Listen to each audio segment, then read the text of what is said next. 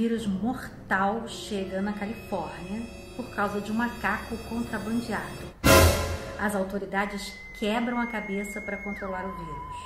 O exército tem uma ideia para evitar a contaminação mundial. Planos mirabolantes estão em jogo, como preservar o vírus para virar arma biológica. Now, I know that some of us have doubts about what we're about to do. We'd be less than human if we didn't. But the fate of the nation, perhaps the world, is in our hands. We cannot, we dare not refuse this burden. I'm confident that each of you will do his duty. God forgive us. Your town is being quarantined. We got 19 dead. We got 100 more infected. It's spreading like a brush fire. What are you talking about? If one of them's got it, then 10 of them have got it now. And if one of them gets out of Cedar Creek, we have a very interesting problem. If that bug gets out of there, 260 million Americans will be dead or dying. I'm leaving with the team in an hour. From the heart of a small California town. Damn it, Sam, I want to save these people same as you. To the inner circle of power in Washington. The most optimistic projection for the spread of the virus is this: 24 hours, 36 hours, 48 hours. The greatest medical crisis of all time. We can't stop it. Begins. Try to remain calm. Many people are dying and are going to continue to die unless we find this monkey. There will be panic the likes of which we have never seen. There you are! Attention, Portland residents, citizens of San Diego, residents of Atlanta. Calma, eu não vou dar spoiler e contar aqui o fim do filme. Pelo menos na ficção, o cinema parece estar acostumado a enfrentar emergências sanitárias, mas na vida real é diferente. No início deste ano, a Organização Mundial da Saúde declarou a existência de uma pandemia e a situação das telas virou realidade. É impossível dar spoiler agora porque ninguém sabe como termina essa história. Por aqui, os jornais deram um alerta e uma narrativa foi sendo aos poucos construída pela mídia. O desafio era de todos. Cada um precisava fazer a sua parte. Em pouco tempo, o Brasil atingiu a marca de 10 mil mortos, sendo o evento mais letal em 102 anos no país. Para dar a dimensão da tragédia humana, o jornal o Globo criou uma capa em homenagem às vítimas. E o Brasil ganhou destaque nos jornais do exterior pela maneira como conduz a situação. As capas de revistas também refletiram a pandemia em diferentes aspectos. A New Yorker trouxe uma capa com o presidente Donald Trump com a máscara no rosto, em referência às declarações dele amenizando os impactos do coronavírus nos Estados Unidos. Em outra capa, a revista retratou as condições precárias de trabalho dos entregadores via aplicativos, que ficou mais evidente durante a pandemia. E nessa terceira, a New Yorker destacou a dedicação dos profissionais de saúde que ficam longe da família para cuidar dos doentes. A The Economist já discutiu na mesma capa o papel do Estado superpoderoso, a liberdade dos indivíduos e o vírus, e o mundo fechado em isolamento total. A Time foi na mesma pegada do mundo fechado, usando a placa que brinca com as palavras aberto e não em inglês, e ressaltou que a vida não será mais igual ao que era antes. As revistas de moda deixaram celebridades de lado para mostrar as verdadeiras influenciadoras, como foi o caso da Marie Claire. A Vogue tratou de novos comportamentos, com o casal se beijando de máscara. Trouxe uma capa silenciosa em branco para mostrar que o vazio fala mais que palavras e imagens. E destacou as mulheres comuns na linha de frente, enquanto a população está em isolamento, como uma atendente de supermercado, uma condutora de trens e uma parteira. Esses são alguns exemplos de como a mídia usa a linguagem escrita e visual para expressar algo sobre o mundo. É a representação da realidade através da linguagem por meio de códigos.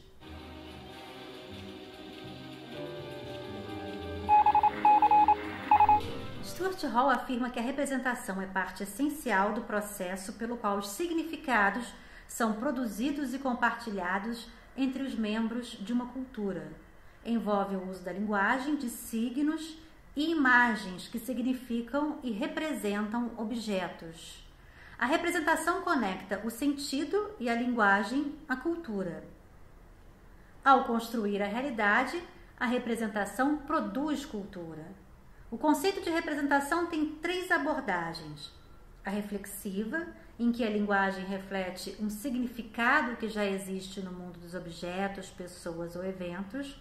A intencional, em que a linguagem expressa somente o que o falante, o escritor ou o pintor quer dizer, o significado intencional pretendido por ele ou ela. E a construtivista, em que o significado se constrói na linguagem e por meio dela. Esta é a abordagem mais relevante para os estudos culturais nos anos recentes. Você já deve ter notado que o conceito de cultura é um dos conceitos mais complexos das ciências humanas e sociais. Nem todo mundo compreende a importância da cultura, nem ao menos sabe definir o que é cultura. Então vamos falar um pouco sobre isso. Nas definições tradicionais, a cultura foi definida como o que de melhor foi pensado e dito numa sociedade. É o sujeito culto. Foi o somatório das grandes ideias nas obras clássicas, a alta cultura, ou produzida pelas pessoas comuns, a cultura popular ou das massas. Nos últimos anos, a cultura passou a ser usada para se referir a tudo que é característico sobre o modo de vida de um povo, de um grupo, de uma nação. Essa é uma definição com um viés da antropologia. Depois, com uma ênfase na sociologia, a cultura passou a descrever valores compartilhados. A cultura se relaciona a sentimentos, emoções, senso de pertencimento, conceitos e ideias. Pertencer à mesma cultura é interpretar o mundo de maneira semelhante, é falar a mesma linguagem. Você logo percebe que o conceito de cultura é bem amplo e que não é apenas o caso de ser de outro país para pertencer a outra cultura. Muitas vezes é possível se sentir deslocado dentro do seu próprio país. Isso acontece geralmente quando você não tem a mesma visão de mundo nem as mesmas ideias que aquelas que são predominantes no debate nacional. Veja bem, quando dizemos que 2 pessoas falam a mesma língua, não queremos dizer necessariamente que elas falam o mesmo idioma. Falar a mesma língua é compartilhar o mesmo código cultural. Os valores, os conceitos, as ideias, também estão em jogo as emoções, o senso de pertencer a algum lugar ou de se sentir um peixe fora d'água. Já reparou que até mesmo dentro da nossa casa, às vezes a gente tem a sensação de que pais e filhos não se entendem? Não é implicância de mãe com filho, nem rebeldia de filho com mãe, pelo menos nem sempre. Em alguns casos, o que acontece é que pessoas de diferentes gerações podem não compartilhar a mesma visão de mundo, não falam a mesma linguagem. Então, como a gente define a linguagem? A linguagem é uma operadora de uma estrutura de poder, instituições, política e economia. Com esta visão, as pessoas passam a ser produtoras e consumidoras ao mesmo tempo de cultura. Através da linguagem, a gente dá sentido às coisas, produz e compartilha significados. É um dos meios através do qual pensamento, ideias e sentimentos são representados numa cultura. Mas como a linguagem produz significados? A linguagem opera um sistema de representação através de signos e símbolos. O signo é uma realidade concreta, o significante. O símbolo representa algo abstrato por força de convenção, semelhança ou proximidade semântica. A semiótica, que vocês vão ver mais para frente em outro vídeo, é o estudo dos símbolos. A representação através da linguagem é central para o processo de produção de significados. Vamos a um exemplo. Aqui temos 2 imagens da coisa em si, uma gangorra e um muro numa região de fronteira. No caso aqui, México e Estados Unidos. Um grupo de artistas juntou os 2 elementos e deu um novo significado a eles. Dá só uma olhada.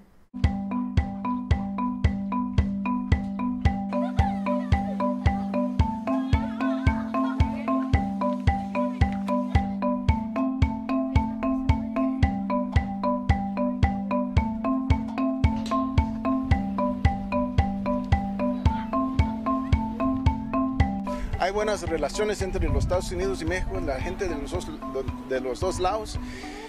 Y usar un sub y baja muestra que somos iguales y podemos estar juntos jugando y divirtiéndonos. Y también el muro corta estas relaciones que tenemos. Y bueno, también mira, lo que hace uno en un lado tiene impacto en el otro. Y eso es lo que es un sub y baja. Exactamente eso.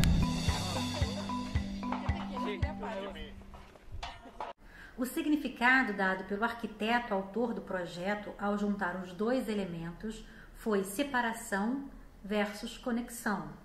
Ele diz que a gangorra foi uma resposta para pensar em como a fronteira é um lugar onde há um grau de desigualdade e desequilíbrio, tanto laboral como humanístico.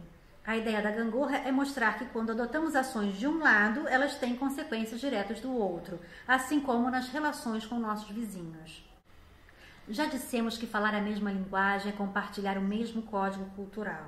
É ser capaz de traduzir o que o outro fala em algo que eu possa entender. É interpretar suas expressões faciais, sua linguagem corporal de modo semelhante.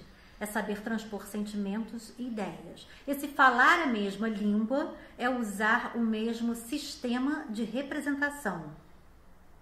E o que queremos dizer quando afirmamos que o significado é produzido por meio da linguagem? Uma palavra indica ou representa um conceito e pode ser usada para fazer referência a um objeto real ou imaginário, e o que é dito passa a fazer sentido para a gente. Vamos ver. O que está representado nesta imagem? O anjo. E aqui, o sol. Quando você lê esta palavra, será que pensou num objeto exatamente como o da próxima imagem? Jura que você pensou também nessa poltrona Luís XV de veludo azul? Mas você pensou em algo que tem encosto e serve para sentar, então tá tudo certo. Todo objeto é correlacionado ao conjunto de conceitos ou representações mentais que carregamos. É assim que interpretamos o mundo, mas o significado depende do sistema de imagens e conceitos formados em nossos pensamentos. Um objeto, para mim, pode ser apenas um objeto. Para você, pode ter um significado especial, como, por exemplo, um colar, um relógio. Quando a gente migra, a gente busca representar o novo a partir do que é conhecido para a gente. A dificuldade da migração está exatamente aí. A gente deve evitar comparar tudo e rotular as coisas em melhor e pior. O ideal, nesses casos, é ver tudo com outros olhos, como apenas um mundo diferente. Mas isso é muito difícil, porque a gente cria relações e classifica os objetos em o que é similar e o que é diferente. A nossa referência é o que estamos acostumados a ver e sentir. As coisas só têm sentido no mundo se temos uma relação com elas. Vamos a mais exemplos. Para uns, isso é apenas uma cruz e nada mais. Para outros, é a cruz de Cristo, um símbolo religioso. Esta outra cruz dificilmente será associada a um símbolo religioso, mas muito provavelmente será relacionada a um hospital. E esse? Vilão ou mocinho?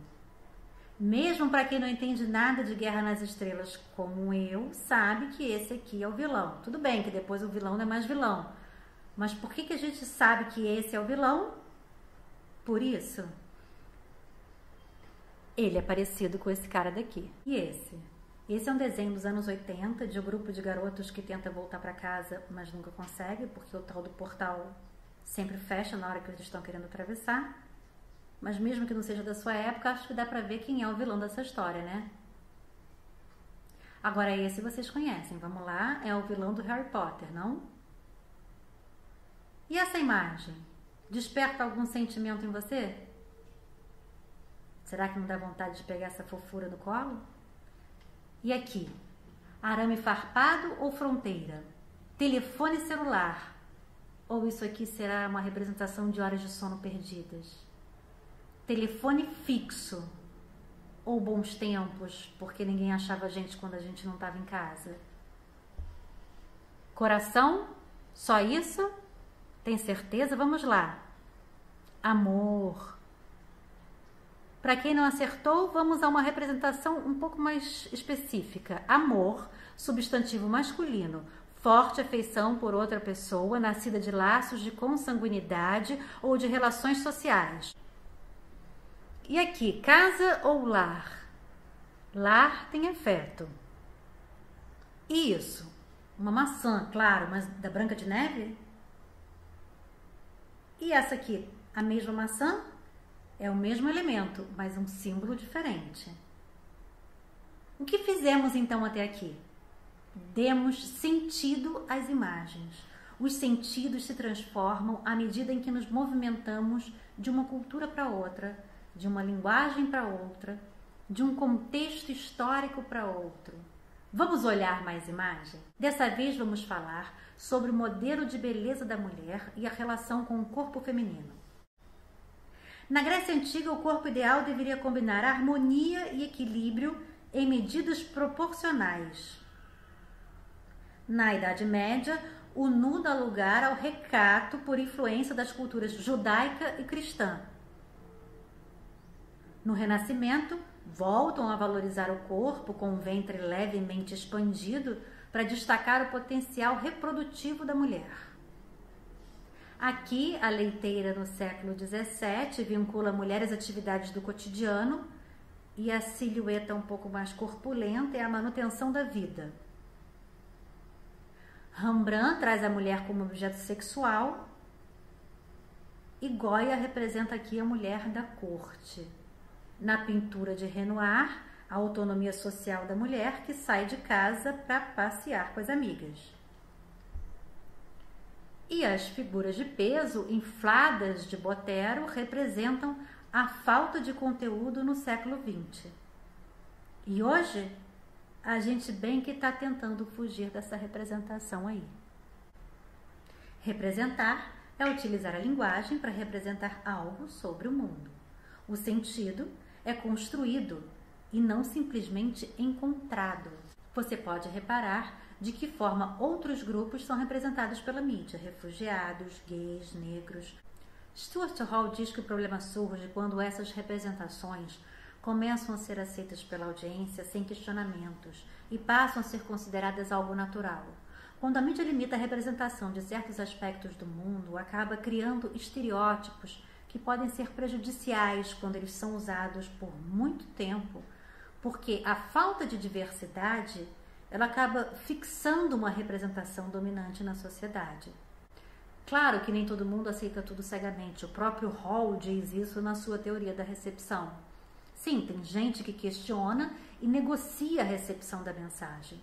Quando você vê um filme ou uma novela e acha meio absurdo aquilo que está ali, mas tudo bem, vamos lá, é só um filme, é só uma novela, isso é a negociação. Mas há também aqueles que rejeitam as ideias que estão sendo passadas. Por exemplo, nem todo mundo dá conta de jogar aquele tal Mortal Kombat cheio de cenas de violência. Simplesmente rejeitam. O ponto que Hall destaca é o fato de os produtores de mídia tentarem fixar um significado para a maioria da sociedade. E com isso, a mídia passa a ter o domínio de determinar qual é o grupo dominante de acordo com seus interesses. Ok, o que o Stuart Hall diz é o seguinte: a audiência deve questionar o que é dito. Quem está dizendo aquilo e por quê? Qual é o propósito do que está sendo dito? E para que serve? A quem está produzindo esse significado? Só depois de entender isso, será possível combater estereótipos e mostrar o diferente. Eu vou parando por aqui, mais para frente eu volto e vamos falar sobre a importância da diferença na teoria da representação de Stuart Hall.